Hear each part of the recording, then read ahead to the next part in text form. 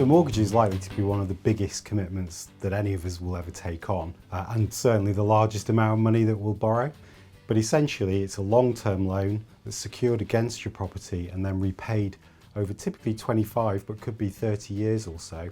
There are lots of different types of mortgages, and the right one will depend on your own individual circumstances, but you could select from perhaps fixed, variable, discounted or even tracker mortgages. The amount you can borrow will be largely dependent on your income, but lenders will also be looking at your outgoings. So they'll be factoring in things like childcare costs, travel and even utilities in deciding how much they're prepared to lend to you. It's important that you're going to be comfortable with what you can afford as well, and don't forget to factor in things like protection and buildings and contents insurance as well. Use our handy calculator as a way of working through your monthly budget and finances, and that should help you reach the right decision. The very minimum deposit that you're likely to require is going to be 5% of the purchase price of the property.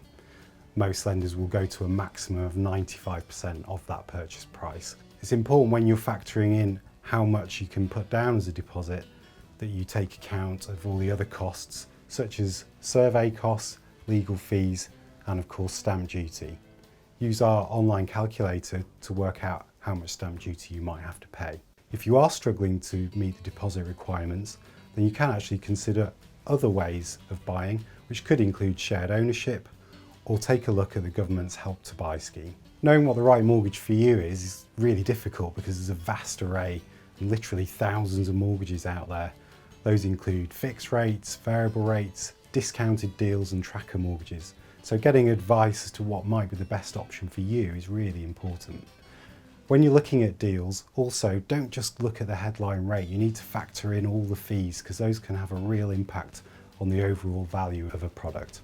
We'd recommend that you review the best buy rates, but then actually get advice on what the best option will be for you, and that will take into account your own individual circumstances as well as all the features of each deal. The next step is really to be sure that you know what you can afford to pay and how much you can borrow. You can even get a decision in principle so that when you're searching for a new home, you've got real confidence about how much you can borrow.